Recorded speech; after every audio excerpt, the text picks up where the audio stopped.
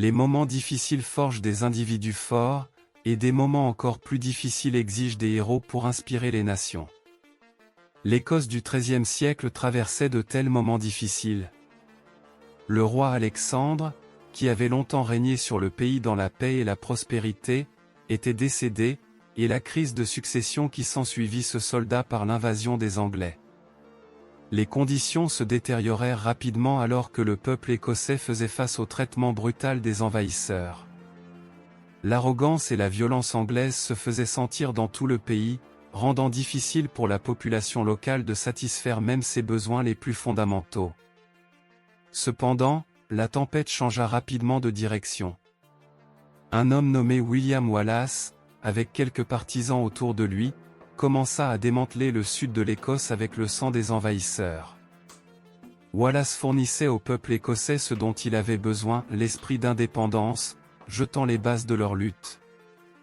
Néanmoins, son histoire épique se termina finalement, entachée de trahison, de mort, de torture et d'effusion de sang. Cependant, comme sa vie, ses actions et ses pensées, sa mort se transforma également en un symbole de l'indépendance de l'Écosse. L'étincelle allumée par William se transformerait bientôt en un immense anneau de feu englobant toute la Grande-Bretagne du Nord. Les premières années de l'histoire de William Wallace sont enveloppées dans l'obscurité brumeuse du Moyen Âge. Ce que l'on sait de sa famille est assez limité. Selon diverses sources, le nom de son père était Malcolm Wallan. Son lieu de naissance est enregistré soit près de Glasgow à Elderslie, soit dans une autre colonie d'Ayrshire plus au sud. Néanmoins, derrière cette image brumeuse, il est possible de retracer une histoire vague décrivant les premières années de Wallace. Comme on le comprend des vers de Blind Harry, le ménestrel écossais, William venait d'une famille noble mais économiquement en difficulté. Il est né vers 1270 et a passé ses premières années à répéter les enseignements religieux de base et à apprendre à se battre avec ses frères nommés Malcolm ou John. La majeure partie de son éducation a eu lieu près de Stirling dans la ville de Dunipace, sous la supervision de son oncle, un prêtre. En quelques années, il a pu se transformer en l'homme pieux et courageux que sa famille avait rêvé d'avoir. Les années où William a grandi coïncidaient avec une longue période de paix et de stabilité économique sous le règne du roi Alexandre III d'Écosse. Cependant, peu de temps après 1272, lorsqu'Édouard Ier accéda au trône d'Angleterre, revendiquant son droit au trône écossais, la bonne fortune de l'Écosse ne durerait pas. Les premières années de William, au cours desquelles il a façonné sa vie future, ont eu lieu pendant une période de paix à long terme et de stabilité économique sous le règne du roi III. Alexandre d'Écosse.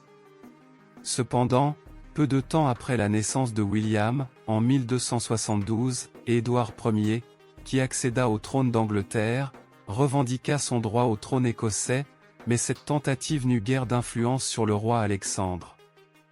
Cependant, le retournement de la chance de l'Écosse n'allait pas tarder. Le premier événement de la série d'événements qui façonnerait la vie future de William allait avoir lieu à Kinghorn, situé sur la côte est de l'Écosse. Le 19 mars 1286, le roi Alexandre partit en voyage près de cette ville. Bientôt, une tempête implacable couvrant les pentes et les falaises de la région provoqua un événement tragique qui changerait à jamais le destin de William et de l'Écosse. En raison de fortes pluies et de vents violents, le roi Alexandre perdit le contrôle de son cheval.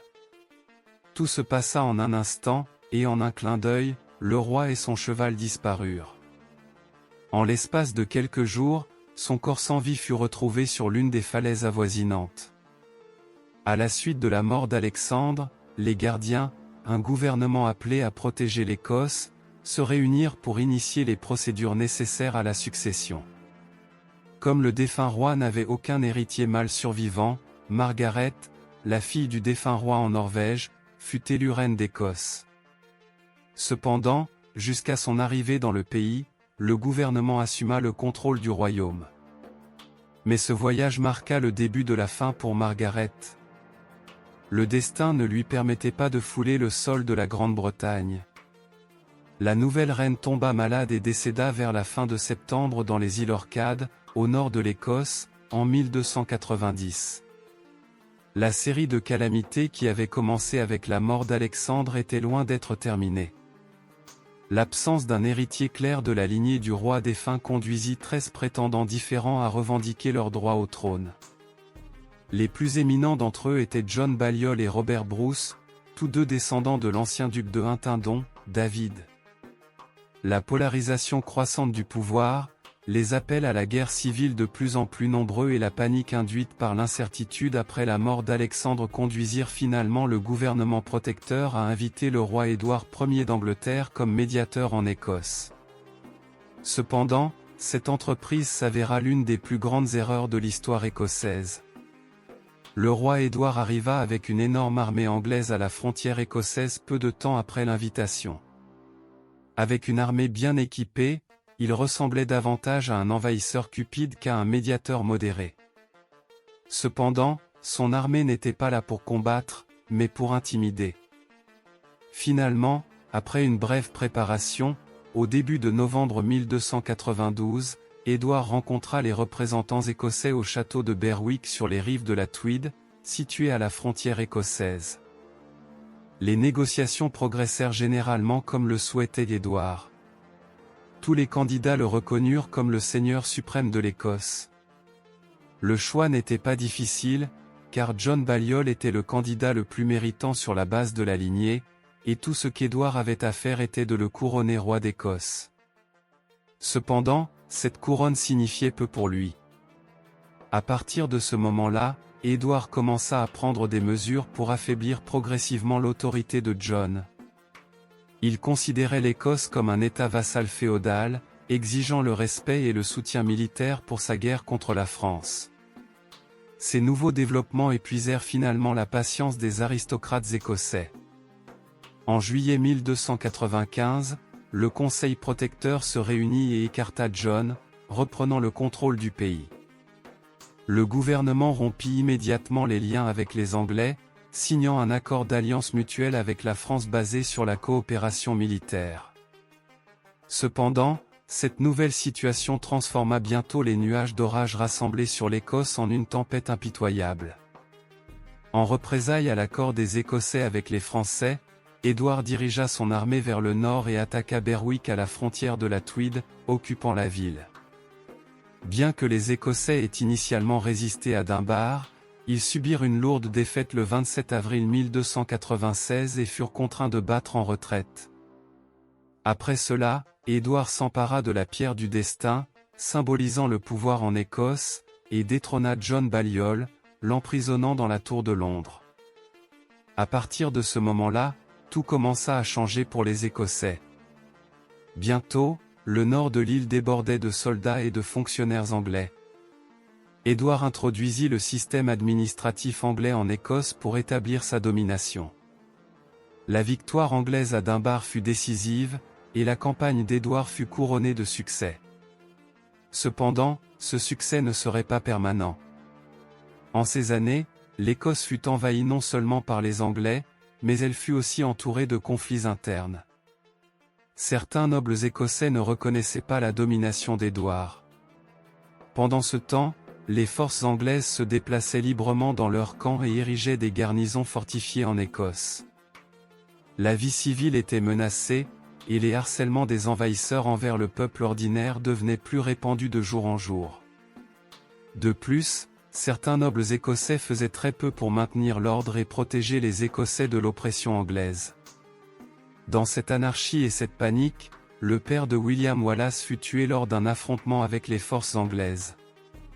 Cet événement a sans aucun doute contribué au désir de Wallace de lutter pour l'indépendance de sa nation tout au long de sa vie. Néanmoins, au cours de ces années, William vivait en tant que hors-la-loi, constamment en fuite pour échapper aux Anglais et les affrontant occasionnellement dans des confrontations sauvages. Tous ces indicateurs suggèrent que William était personnellement engagé dans une lutte contre les Anglais pendant cette période. Le premier événement auquel nous savons qu'il a participé est une escarmouche impliquant la mort du shérif désigné de Lanark par Wallace. Alors que certaines sources attribuent la cause de cette escarmouche à la mort de la femme de William Wallace, Marion Brefud, les raisons et le moment de sa mort sont flous. À la suite de cet événement, William Wallace a été officiellement déclaré hors la loi, et un mandat d'arrêt a été émis à son encontre, incitant quiconque à le capturer au premier regard. En 1297, Wallace s'est associé au seigneur William Douglas, un noble écossais qui ne reconnaissait pas la domination d'Édouard, et ensemble, ils ont commencé à piller les camps anglais. En peu de temps, ce mouvement s'est transformé en une rébellion majeure.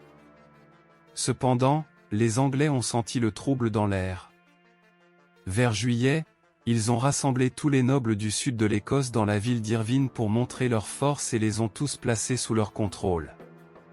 Cependant, William Wallace et son ami proche Andrew Moray, qui se tiendraient côte à côte lors de la bataille de Stirling, n'ont pas assisté à la réunion. Ils étaient déterminés à poursuivre leur résistance.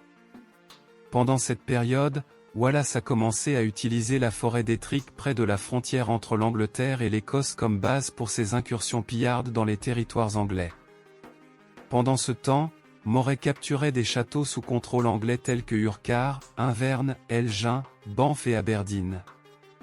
Bientôt, Wallace décida qu'un effort plus sérieux était nécessaire. À la fin de l'été 1297, Andrew Moray et ses forces le rejoignirent, et début septembre, le duo se dirigea vers le siège de Dundee, une ville traditionnellement considérée comme la « clé de l'Écosse » par les Anglais, sur la rivière Forth. Cependant, les Anglais avaient eu vent de cette tentative. Ainsi, les forces anglaises sous le commandement de l'Earl John Warren atteignirent également l'autre côté de la rivière le 9 septembre 1297. Néanmoins, le nombre de partisans autour de Wallace augmentait chaque jour. Certaines sources anglaises affirment que l'Earl John était stupéfait par le nombre d'Écossais qu'il rencontra à Stirling. Cependant, il est essentiel de noter que les historiens anglais ont fait preuve d'un parti pris évident lorsqu'il s'agissait de la guerre d'indépendance écossaise. Certaines sources ont même mentionné que les Anglais ne trouvaient pas la vue surprenante mais les considéraient comme des souris facilement écrasables. Néanmoins, des sources modernes suggèrent que l'armée anglaise bien équipée comptait environ 15 000 à 45 000 personnes, tandis que l'armée écossaise n'excédait pas 15 000 personnes. Le matin du 11 septembre, lorsque la bataille commença, les Anglais, accompagnés d'archers gallois, traversèrent le pont étroit et ancien de Stirling et attendirent des ordres pour attaquer. Les Écossais étaient positionnés sur la pente près de la rivière pour conserver leur position avantageuse, s'attendant à ce que les Anglais lancent l'attaque. Cependant, au milieu de cette attente tendue, un événement étrange se produisit. L'infanterie anglaise et les archers gallois sont rappelés de l'autre côté de la rivière. Le comte John Warren s'était endormi et voulait donner lui-même l'ordre de traverser la rivière. Finalement, sa demande fut satisfaite, John donna l'ordre et les Anglais recommencèrent à traverser le pont. Cependant, les Écossais n'avaient pas l'intention d'attendre dans cette attente tendue. Avant que près de 5000 soldats anglais n'aient franchi le pont, Wallace et les Écossais descendent rapidement sur la rive et lancent une attaque féroce. Les Anglais, déroutés par les cris de guerre du camp adverse, commencent à s'entasser sur le pont dans un moment de panique. Mais le vieux pont ne peut résister à un tel poids. Bientôt, un bruit sourd se fait entendre et le pont de Stirling s'enfonce dans les eaux calmes de la rivière Forth. Sur la rive nord du fleuve, les Anglais, sous le commandement de Hugh de Cressingham, sont vaincus par les Écossais, qui sont remplis de colère et de haine. Le commandant anglais John Warren assiste au massacre de Hugh et de son infanterie de l'autre côté de la rivière. Se rendant compte qu'il a perdu la bataille, il ordonne à ses soldats de battre en retraite vers Berwick. Du côté écossais, Andrew Moray est mort au cours de la bataille à la suite de graves blessures. La bataille de Stirling Bridge a été cruciale pour l'Écosse et pour Guillaume. La lutte pour l'indépendance de l'Écosse a officiellement commencé et les Anglais, que l'on croyait invincibles, ont subi une défaite. Peu après, les représentants d'Édouard doivent demander la paix à William Wallace. Or, ce dernier n'avait pas l'intention d'arrêter ce qu'il avait commencé. Il insulte donc les représentants, rejette l'offre de paix et avance vers le nord de l'Angleterre, s'emparant de la ville de York. Il porte désormais le titre que lui a conféré Robert Bruce, le chevalier gardien de l'Écosse. Les histoires racontées à son sujet commencent à devenir des légendes. En quelques mois, il est devenu l'une des personnalités politiques les plus reconnues et les plus discutées de Grande-Bretagne. Après son succès à Stirling, Wallace s'empare d'importants comtés comme le Northumberland et le Cumberland dans le nord de l'Angleterre. Cependant, il ne parvient pas à obtenir le soutien total des nobles écossais.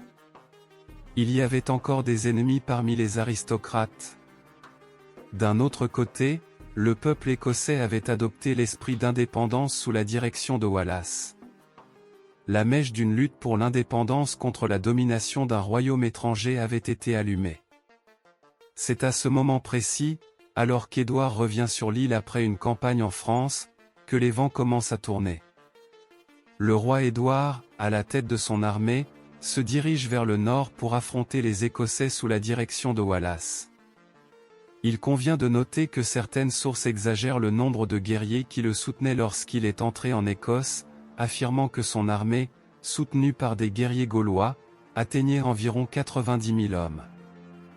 La modeste armée écossaise sous le commandement de Wallace n'était cependant pas estimée à plus de 15 000 hommes. Wallace se retire avec son armée à Falkirk, au nord-ouest d'Édimbourg, pour maintenir une position défensive. C'est là que se jouera le sort de l'Écosse.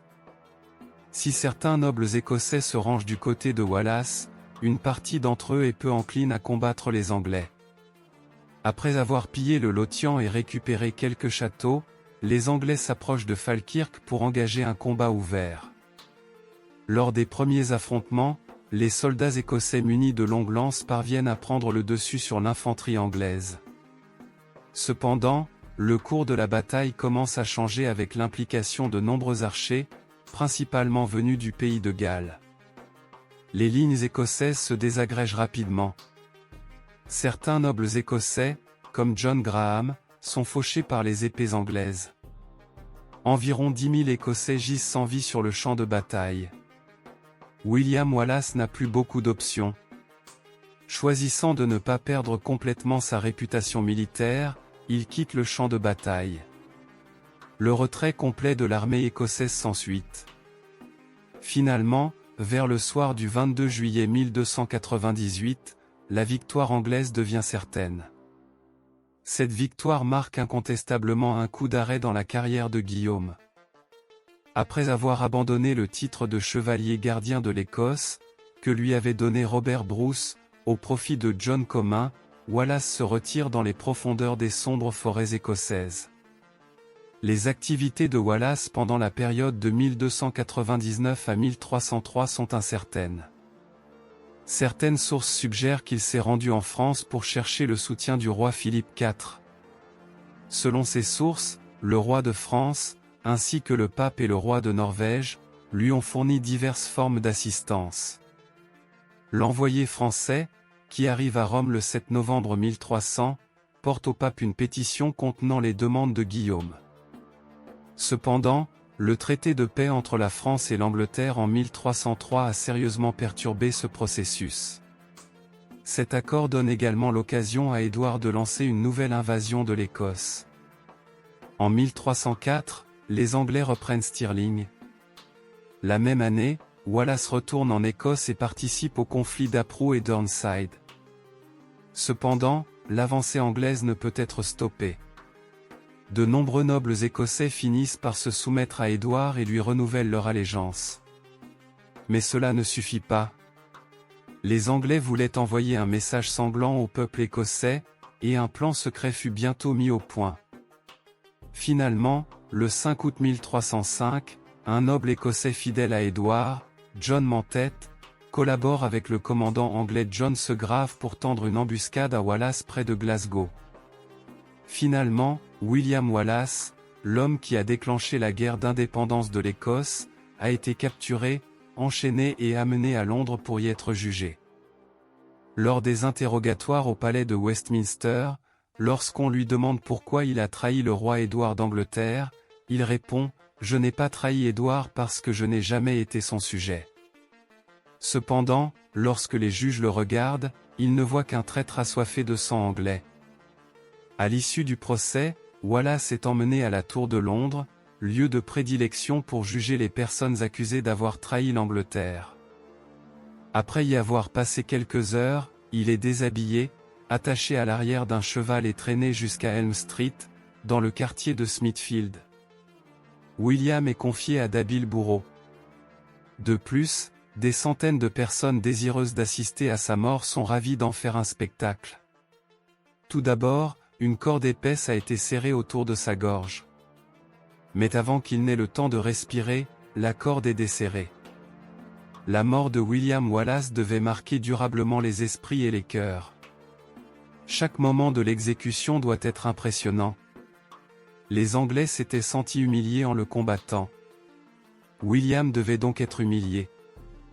C'est pourquoi, avant que son corps ne reçoive une blessure mortelle, il a été castré. Ensuite, on lui enlève les intestins, et encore vivant, on le brûle sous les yeux des spectateurs. Sa tête est ensuite coupée et accrochée à la Tour de Londres. Bientôt, les têtes des frères Fraser, John et Simon, accompagneront la sienne. Son corps est divisé en 4 parties. Chaque membre est exposé dans les régions frontalières comme Newcastle, Berwick, Stirling et Perth.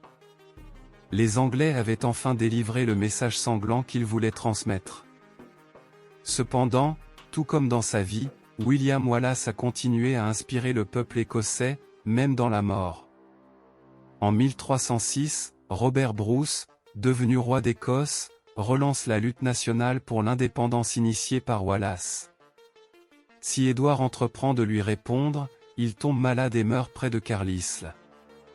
Lors de la bataille de Bannockburn en 1314, les Anglais subissent l'une des plus grandes défaites de l'histoire.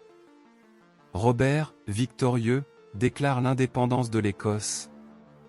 Cette indépendance n'a cependant jamais été reconnue par les Anglais. L'histoire de William Wallace, sa vie, ses actes et sa mort ont continué à inspirer le peuple écossais pendant des générations. En 1869, une statue a été érigée en son honneur près de Stirling.